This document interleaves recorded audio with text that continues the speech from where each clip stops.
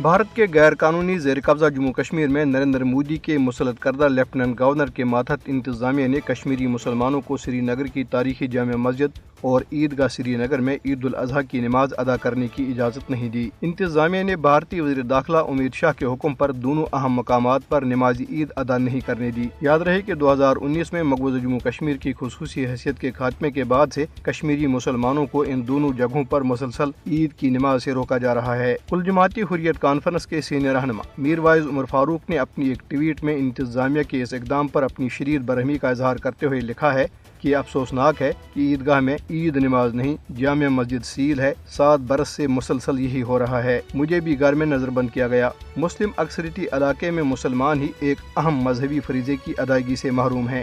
یہ ان لوگوں کے لیے شرم کا مقام ہے جو ہم پر حکمرانی کرتے ہیں۔ دری اسنا انجمن اوقاف جامع مسجد نے بھی نماز عید سے روکنے کے انتظامیہ کے فیصلے پر انتہائی افسوس کا اظہار کرتے ہوئے کہا ہے کہ یہ دینی معاملات میں صریحاً مداخلت ہے۔ آزاد کشمیر کے دارالحکومت مظفر آباد میں عید الاضحیٰ کی نماز کے بعد تحریک شباب المسلمین اسٹوڈنٹس ونگ جموں کشمیر کے زیر اہتمام چیئرمین منیر کونشی کی قیادت میں جہلم ویلی میں ایک عظیم الشان احتجاجی ریلی کا انعقاد کیا گیا، جس میں نوجوانان تحریک کے علاوہ مختلف سیاسی، مذہبی اور سماجی تنظیموں کے نمائندگان اور ہر مکتبہ فکر سے تعلق رکھنے والے افراد نے بڑی تعداد میں شرکت کی۔ یہ ریلی مقبوضہ کشمیر اور فلسطین کے مظلوم عوام سے ظاہری یکجہتی، بھارت اور اسرائیل کی ریاستی دہشت گردی کے خلاف صدائے احتجاج اور اقوام عالم کو بیدار کرنے کی ایک پرامن مگر پرجوش کوشش تھی۔ ریلی کے شرکاء نے ہاتھوں میں کشمیری اور فلسطینی پرچم، بینرز اور پلے کارڈز اٹھا رکھے تھے جن پر بھارت اور اسرائیل کی ریاستی دہشت گردی کے خلاف نعرے درج تھے۔